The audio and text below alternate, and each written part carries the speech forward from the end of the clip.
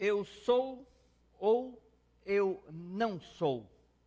Ou melhor, a gente pode ser aquilo que nós podemos nos tornar. Nós queremos olhar no livro de Mateus, o Evangelho de Mateus, o capítulo 5, os versículos 13 até o versículo 48. É uma extensão maior de texto que vai servir de base para a nossa reflexão. Eu não queria tirar esse tempo agora para ler todos esses versículos. Eu acredito que de uma ou de outra forma nós já conhecemos, já ouvimos, já lemos esses versículos e nós então podemos nos identificar ou lembrar aquilo que nós já sabemos ou que nós já temos lido. Eu queria deixar para nós o desafio para esse ano. Não sei se alguém aqui decidiu ler a Bíblia esse ano. Não quero também fazer o apelo e dizer assim, leia a Bíblia toda durante esse ano. Se alguém tem esse objetivo, eu creio que é nobre nós lermos a Bíblia e a Bíblia toda. Mas se nós não temos esse tempo, esse objetivo grande de ler toda a Bíblia durante esse ano, eu queria deixar para nós esse desafio de nós lermos a Bíblia. E de nós lermos o Sermão do Monte, que são os capítulos 5, 6 e 7 de Mateus, que nós queremos, nos próximos cultos também, como nós já temos estudado os 2 cultos anteriores, queremos refletir sobre o Sermão do Monte, porque ele tem um ensino que nos faz olhar para a oportunidade que Deus nos dá de podermos viver esse ano, não apenas viver esse ano, mas que esse ano se torne uma oportunidade para nós, podermos conhecer Deus, podermos receber o reino de Deus, viver o reino de Deus, podermos lá onde nós estivermos construir algo que faz sentido e que preenche também a nossa vida. E na semana passada nós olhamos as bem-aventuranças que refletem esse ser feliz, ser bem-sucedido, para poder enfrentar inclusive o deserto da nossa vida, se a gente assim olhar as dificuldades, as provações, as provocações. Jesus ele deixou esse ensinamento do Sermão do Monte de uma forma prática. E por isso hoje à noite nós queremos olhar para aquele aspecto, o que eu sou, ou o que eu não sou. Às vezes a gente tem essa expectativa assim, mas eu gostaria de ser, mas a gente não consegue ser. Talvez até na nossa vida espiritual, eu queria ser mais espiritual. Esses dias eu fiz uma visita para um irmão e daí ele disse assim, a gente falou também sobre a questão vida de fé, vida espiritual, vida de oração. Daí ele parou num momento assim e disse, eu oro. Mas eu não oro como deveria orar ou como eu já orei algum tempo atrás. Pensei, bom, o diagnóstico temos aí, a questão é como daí proceder daqui para frente. Mas a gente gostaria de ser algo que talvez está distante de nós.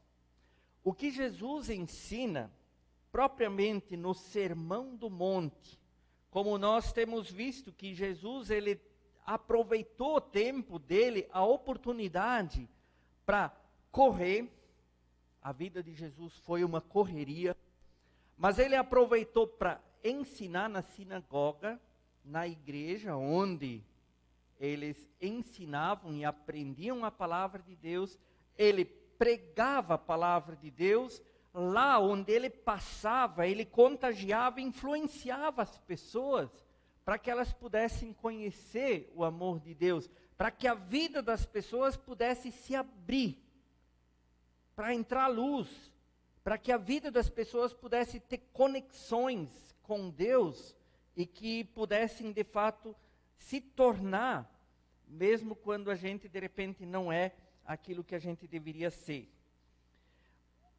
Existe a frase, não sei quem a conhece, ser ou não ser, eis a questão.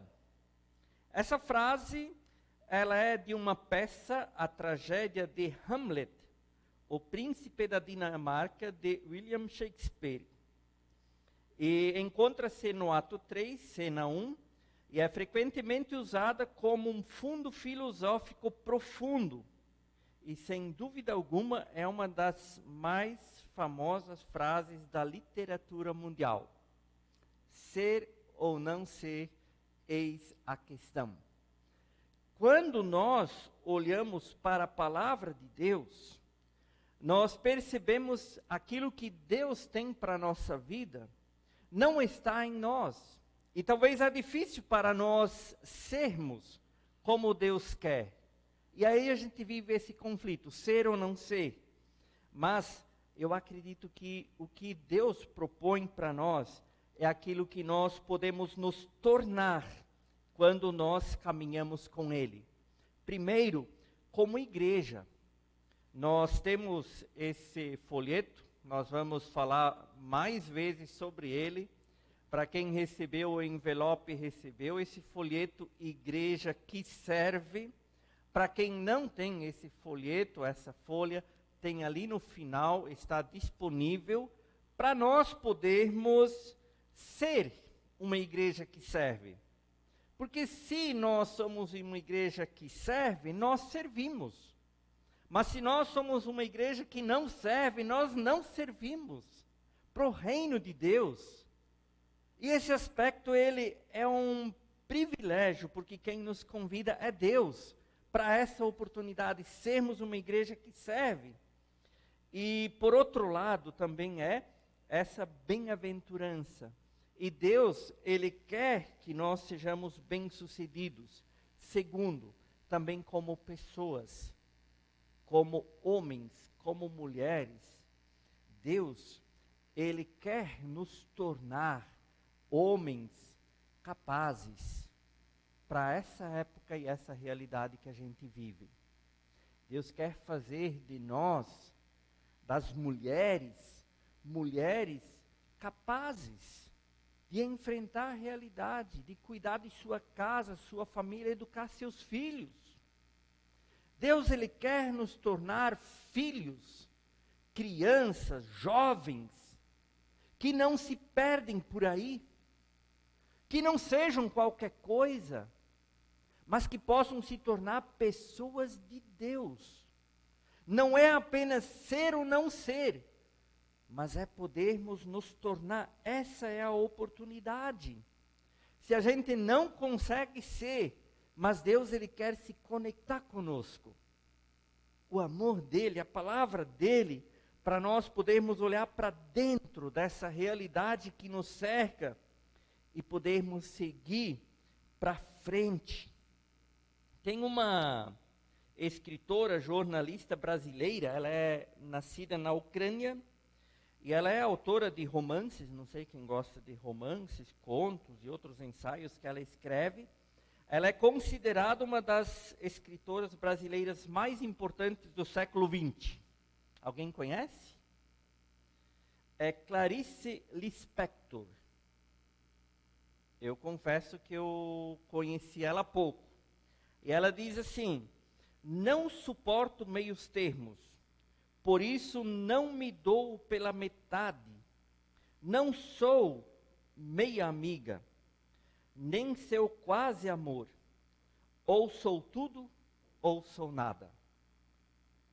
Nós muitas vezes parece que tentamos navegar no mais ou menos. Às vezes pessoas quando me falam assim, mais ou menos. Daí eu pergunto, mas o que está mais e o que está menos? Para tentar fazer uma avaliação. E a Clarice, ela está determinada, ela diz assim, não é mais ou menos ou meios termos. Ou teu coração está aí, ou ele não está. A Bíblia, ela fala isso com muito mais clareza. Deus, Ele quer que nós sejamos dele. Ele quer que nós nos tornemos pessoas que fazem parte do reino dele. Não mais ou menos. Ou tá ou não tá. Em Apocalipse nós vemos que o Espírito Santo, ele faz essa avaliação das igrejas, e ele faz esse diagnóstico, o que está bom, o que não está bom. E aí tem uma igreja que é morna, que é nem quente, nem fria. E daí diz, se você estivesse quente, mas está morno, ou tivesse pelo menos frio, mas por estar morno, a gente sabe, quando tem uma coisa morna na boca assim, o negócio não vai, né? Quando a comida, quando precisa estar quente, a gente come tudo que está no prato e mais um pouco. Ou quando está o geladinho, a gente também come tudo. Mas quando está assim, mais ou menos, normalmente sobra alguma coisa no prato, né? Não vai tudo, né? Agora pensem, na vida de fé, a gente acha que Deus deve se agradar do jeito como a gente vive. Mais ou menos, meio termo. Lá em Levíticos 11, 44 e 45, a palavra de Deus diz, Deus quer que nós sejamos como eles, santo, que nós reflitamos o caráter dele, sermos imagem e semelhança dele.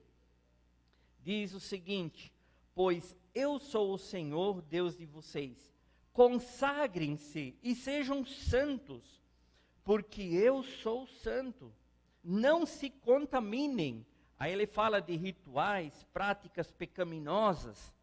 Eu sou o Senhor que os tirou da terra do Egito, para ser o seu Deus, por isso sejam santos, porque eu sou santo.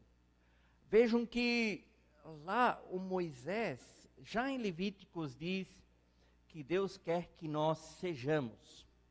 Se nós formos para olhar ser ou não ser, o negócio é ser santo, separado para Deus, podermos estar completamente, não mais ou menos, mas conectados com Deus. A gente deveria poder avaliar muito bem nossa vida de oração, nossa meditação, nossa reflexão, se a gente faz, como o brasileiro diz, meio nas coxas.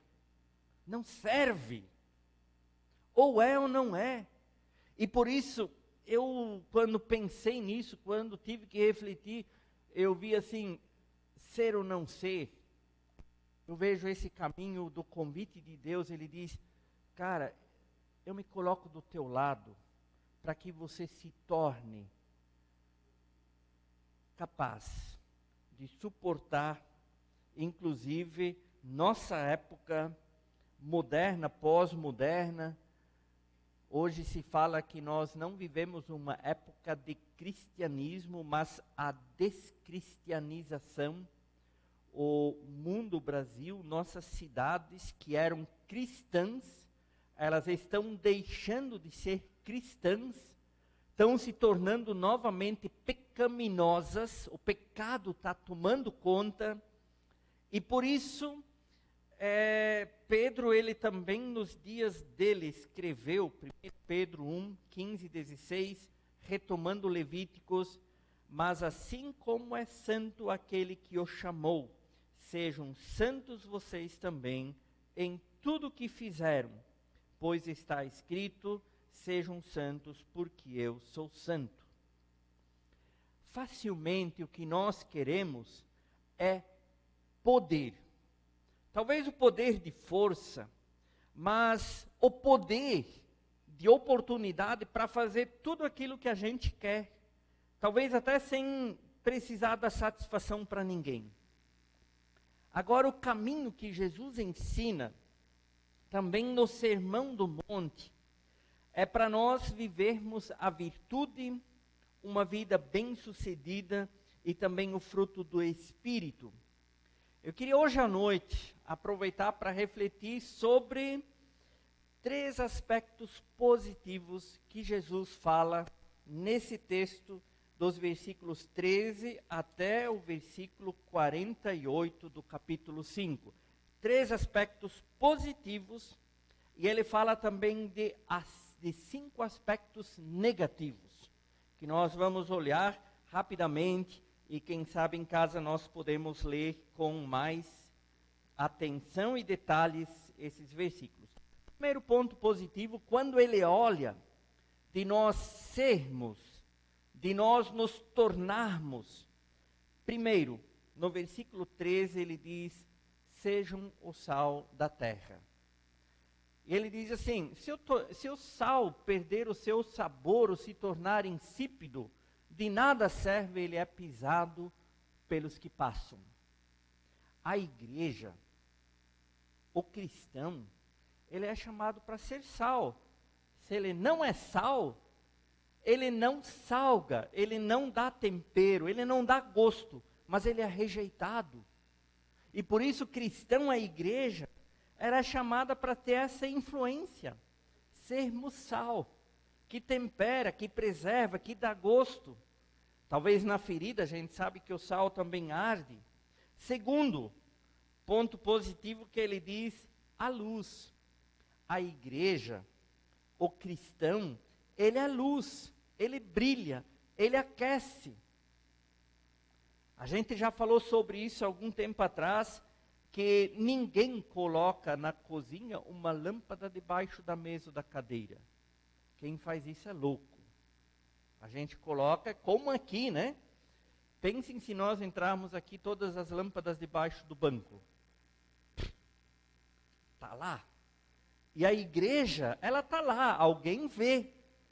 E dessa forma, a igreja está aí para iluminar. Esse é o reino de Deus. Sermos, se não somos nós, nos tornarmos luz, que pessoas podem seguir, enxergar aquilo que está acontecendo. Terceiro aspecto positivo, versículos 17 a 20, ele fala da palavra, a lei. Quando Jesus veio, ele disse assim, eu não aboli tudo e mandei tudo para o lado ou para algum lugar. Ele diz, ele veio cumprir. Ele colocou a palavra de Deus, o evangelho, no centro. A lei, o evangelho, na pessoa de Jesus, na cruz, se tornou o lugar onde todos podem ver que Jesus cumpriu o propósito de Deus, ele pagou o preço do pecado, o preço, o sacrifício que ele fez é para nós podermos ser e nos tornar aquilo que Deus quer. E isso sempre de novo é recomeçar, olhar, buscar, identificar o que talvez está morno, o que está frio, onde está o problema, para que nossos corações eles sejam aquecidos. Esses 3 aspectos positivos, nós poderíamos dizer assim, é a boa semente. Ela é semeada. E ela quer encontrar corações férteis, onde ela pode crescer, germinar, frutificar, para que pessoas possam ter uma vida bem-sucedida. Depois ele fala de aspectos negativos. Nós vamos olhar 5 aspectos negativos. Eu gostaria de identificá-los como o inso, como as ervas daninhas, os espinhos bravos, que sempre tentam sufocar a planta para que ela não germine, para que ela não cresça e não frutifique. A partir do versículo 21, Jesus ele dá uma nova interpretação, ou ele faz um olhar rápido para os 10 mandamentos. Os 10 mandamentos nós normalmente aprendemos na doutrina ou no discipulado mirim. Não apenas os 10 mandamentos, mas o que eles significam. Mas vejam que Jesus coloca nessa base para ser ou para nos tornar os 10 mandamentos. E aqui eles estão resumidos nesses 6 pontos e vejam que ele coloca isso num aspecto negativo. São ervas daninhas, o inso que cresce, que sufoca. Primeiro, os versículos 21 a 26, ele fala do homicídio. Diz ali, ouvistes que foi dito aos antigos, não matarás, e quem matar estará sujeito a julgamento. Eu, porém, vos digo, aquele que sem motivo se irá contra o seu irmão estará sujeito a julgamento, e quem proferir um insulto a seu irmão estará sujeito a julgamento do tribunal, e quem lhe chamar tolo estará sujeito ao inferno de fogo. Daí ele vai continuar dizendo, mas vejam que a negativa é: não matarás. Não matar, eu me admiro, só aqui na nossa região, alguns jornais que eu recebo notícias do Vale, do Alto Vale, quanta violência, quantos assassinatos, homicídios, é apavorante. Isso não choca. Mas agora o que a gente não se choca é quando alguém fala para o outro: seu burro, seu tolo, seu não sei o quê. Vejam que Jesus diz: aquele que fala mal do seu próximo, diz alguma coisa para o outro, já o assassinou.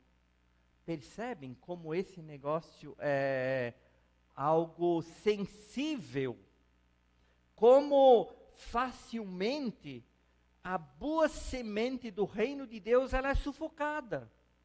Porque nós alimentamos a ira, a vingança, o ódio. E isso brota do coração, esse inso, essa erva daninha, espinhosa. Isso torna a nossa vida difícil, amarga. E a gente perde o seu sentido. Em vez de nós nos tornarmos pessoas de Deus, filhos de Deus, nós nos tornamos pessoas do diabo.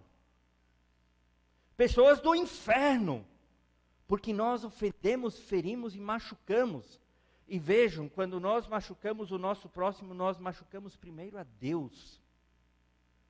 Negando aquilo que Jesus Cristo fez por nós. E é isso que ele diz. Vamos pensar que hoje, a discussão do não matar, se fala do aborto. Quando, algum tempo atrás, se falava do aborto, para mim sempre ficou claro que é um assassinato de alguém que não tem como se defender. Qualquer pessoa, quando você xinga, quando você insulta, quando você desmoraliza, isso hoje também é crime, né? Quando ofende moralmente, né? Também é. Mas ainda assim uma pessoa tem como se defender. A gente tem, quando alguém nos ofende, a gente pode ofender também, a gente dá o troco, né? Ou melhor, a gente nem dá o troco, a gente dá um pagamento um pouco maior, né? Porque a gente tem o direito.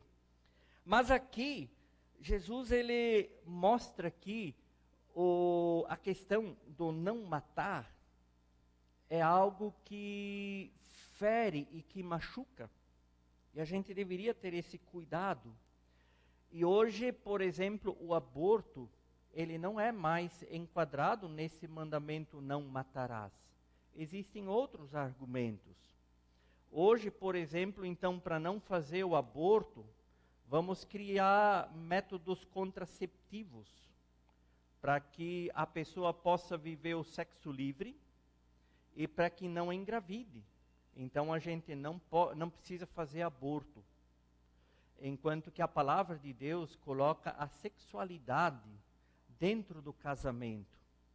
E quando a sexualidade é santificada e santificada dentro do casamento, não se precisa nem de métodos contraceptivos para evitar uma gravidez indesejada fora do casamento, e não precisa nem do aborto. Mas essa discussão, ela roda ao nosso redor e a gente muitas vezes não tem nem como responder. E em vez de termos uma educação cristã, de sermos sal e luz, de podermos nos tornar filhos de Deus, nós achamos meio termo, às vezes, para evitar um mal maior. Agora, o reino de Deus, a igreja de Deus nos convida a nós podermos ser luz e sal. Segundo aspecto negativo que aparece aqui nos versículos 27 a 32, a respeito do adultério. Ouvistes que foi dito, não adulterarás. Eu, porém, vos digo, diz Jesus, qualquer que olhar para uma mulher com intenção impura, no coração já adulterou com ela. Nós aqui vemos hoje muito essa discussão do direito e do dever. Facilmente, quando nós falamos do adultério, a gente fala quando um é infiel ao outro no casamento. Mas quanta coisa hoje é adulterada ou abusada e que na verdade não se respeita, se defende os direitos e deveres e se parte para uma lei moral como referência, e a gente cai nessa questão esquerda e direita, e a gente opta por um lado e não se dá conta que o que acontece é que acontece o adultério moral e espiritual de relacionamentos, de um olhar.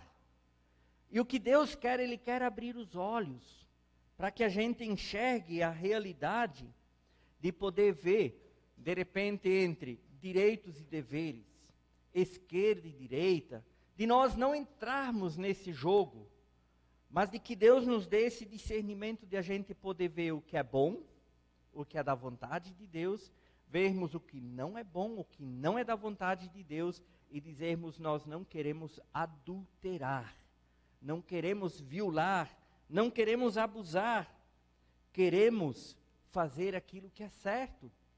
Vejam que Jesus, ele chega a dizer aqui, se teu olhar, tua mão te faz pecar, arranca fora, quer dizer, não entra nessa jogada que o inimigo usa, mas viva o reino, seja positivo, luz e sal, e buscar a palavra. Terceiro aspecto negativo que ele diz, não jurarás, não jurar, de fazer promessa, de, assim, quando eu era criança, daí eu não conhecia esse relato aqui de Mateus, daí na escola a gente brincava, né? Fazia uma promessa, mas tu vai cumprir ou não vai cumprir? Não, vou cumprir, eu juro. Vai jurar por quê?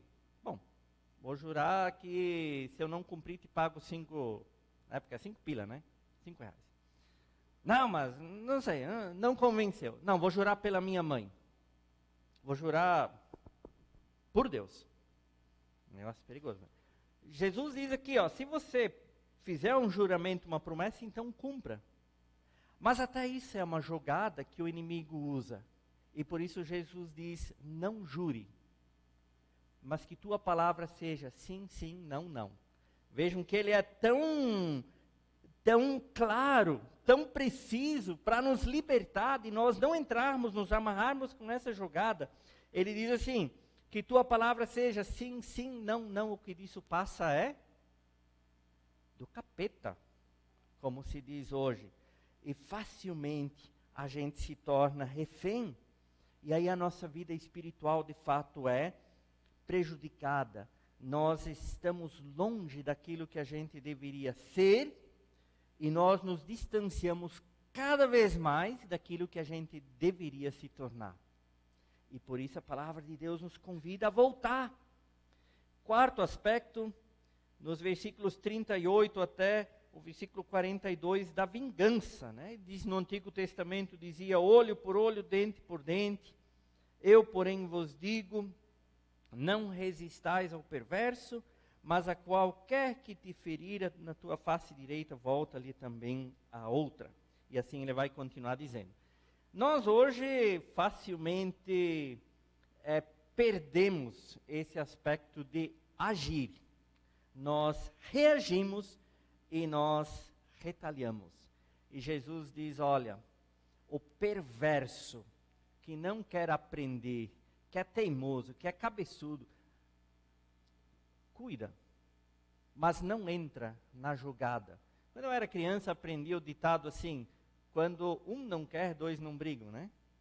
E às vezes a gente faz aquela fogueira. Em quinto lugar, ele fala de não retaliar. É um aspecto muito, acredito até difícil que Jesus diz. Mas por outro lado, quando a gente consegue colocar em prática, a gente vê como de fato a gente se torna diferente do que todas as pessoas por onde a gente passa. Ele diz então, ao invés de nós retaliarmos, nós deveríamos orar pelo nosso inimigo e amarmos a ele.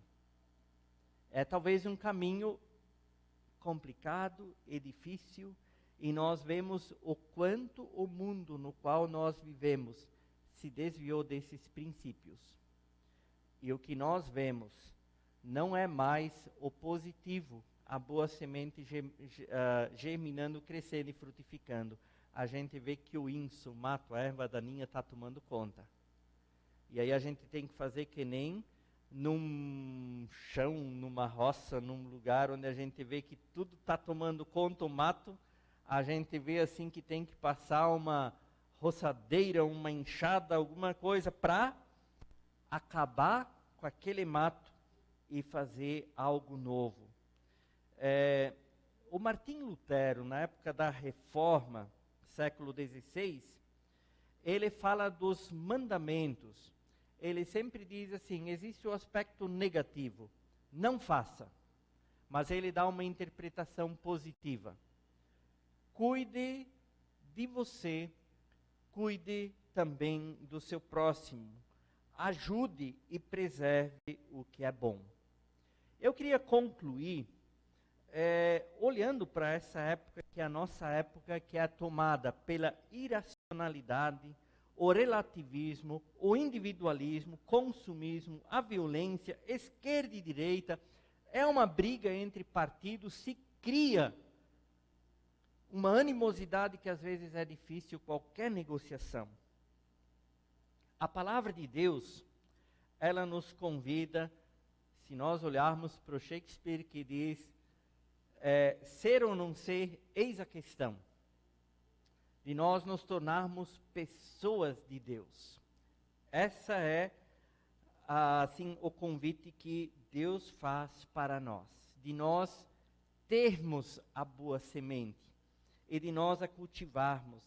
E o inso, as ervas daninhas que vêm, de nós podermos aproveitar esse ano, a oportunidade que Deus nos dá, de vivermos a bem-aventurança, sermos felizes e bem-sucedidos, e que Deus nos abençoe. Oramos. Obrigado, querido Deus, pela Tua palavra. A Tua palavra também nos coloca diante da realidade daquilo que não é bom, daquilo que é nocivo e que contamina a nossa vida. Se nós olharmos um pouco mais a fundo, nós percebemos o quanto nós somos influenciados da forma como pensamos e refletimos, o que falamos, o que fazemos. Nem sempre temos como princípio a Tua palavra, que é o sal que tempera, que cura, a luz que ilumina, que aquece. Nós vivemos na escuridão e no frio, e a Tua palavra que é essa boa semente. Perdoe-nos, Senhor. Hoje à noite e também diante da Tua palavra, queremos pedir que Tu nos renoves com fé, com alegria, na perspectiva do Teu reino. De podermos, entre a questão ser ou não ser, podermos ser Teus. Não mais ou menos, não de uma forma morna ou fazer de conta, mas que hoje o nosso coração se torne Teu, de podermos entregar nossa vida, o que faz parte, nosso coração, onde talvez nós também nos tornamos duros, se a Tua palavra diz, se hoje ouvirdes a minha voz, a minha palavra, não endureçais o vosso coração. E nós queremos ouvir, queremos aprender, queremos deixar que Teu Espírito Santo nos torne filhos Teus, para podermos nesse mundo, que está tão contaminado, onde percebemos tanta escuridão, tanto mato, tanta erva daninha, tanta maldade, violência, corrupção. Ó Deus, que tu levantes a tua igreja, para que possamos ser e se tornar aquilo que tu queres, e que seja assim também conosco, Senhor. Por isso oramos e pedimos em nome de Jesus. Amém.